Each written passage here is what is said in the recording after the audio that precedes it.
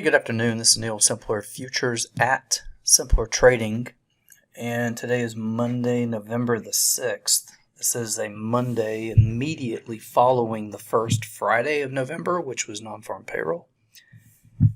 And so a lot of times we get this kind of price action, which is that is the day after a payroll report, and that is just sideways nothing. And so, example.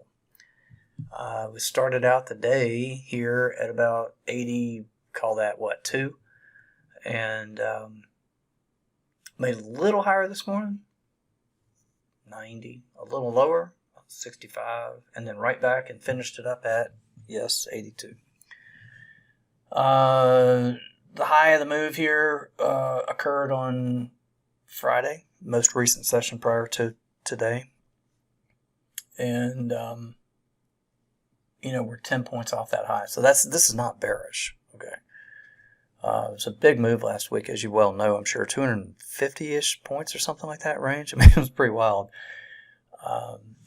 So I do kind of see two things. One, a little higher, but then certainly could afford some rest, i.e. pull back and recharge the batteries for another move. But so a little higher is 44, oh, call it 545, something like that. And then just right above that, remember this one of these old quarter prints at 09? So why don't we say we try to target around 05 and maybe like right in there, call it 08 or something like that. But not a lot. I mean, not a lot, right? It's already done a lot. So we're talking about a little bit more. And then, by the way, tomorrow's going to be the same as today. I think, nothing. I mean, because there's nothing on the calendar.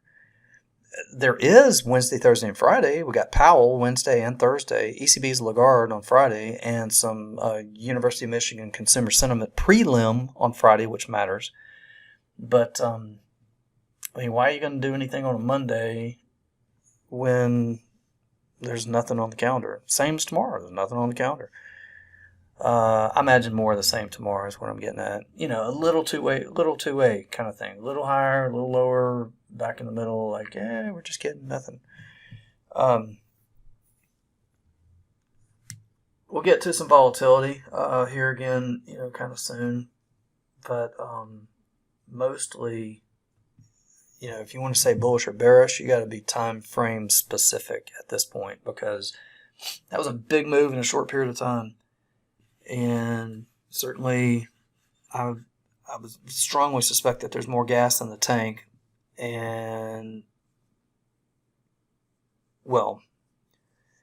that there's some more range in this thing. But does that mean that it has to be right now? I say no.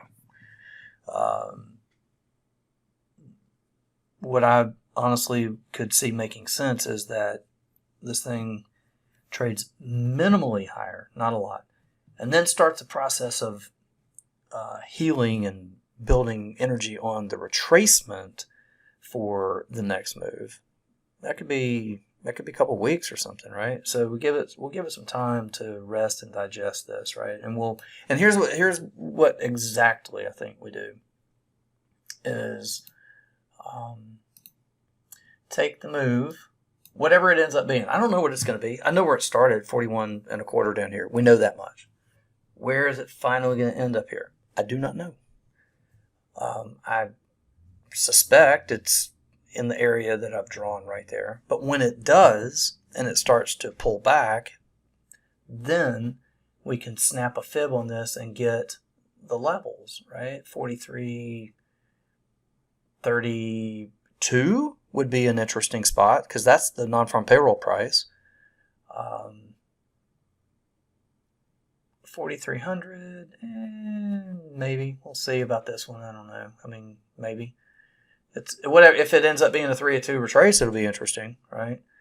And then there's certainly a spot you can see that makes a lot of sense right here, and that number is like 42.60 looks like about 8 or something right in there. I mean, you can see it, right? That's very clear. It spent a lot of time. Broke, came back, checked it. Broke, came back above it. Check, and then break. So that's definitely a huge spot right there. So it looks like it'll probably be, on the way back on the retracement. 32 non-farm payroll price. Something right in here, whatever ends up being the 382, and then 42.60, we'll call it about something like 8 right there. Okay. Whenever we do get the retracement that holds, well, I'm going to give each one of these levels a chance to hold. Each one of them, maybe it's only one break into the non-farm payroll and it bounces. That's fine. I'm going to give it a chance to hold. I'm also going to give whatever the 382 is a chance to hold, because when one of them does hold, the next leg is going to be, like a full 1272 extension of this first leg. I got a feeling that's going to push it up into 4450 and then 4500. So I'm certainly bullish. But mostly I want to give it that leg a chance after giving it a minute to rest, and that is a retracement. So, all right, listen, that's, hopefully helpful and not confusing. Like I said, bullish or bearish? Yeah. In other words, like, show me your time frame, and then we can talk, right? Is it a 5-minute chart, or is it a daily chart, or are you going out into the end of the year? And if you get out there, if you want to know, kind of out into the end of the year, I can only see one path, unless something drastic changes in the world somewhere. I mean, a big change.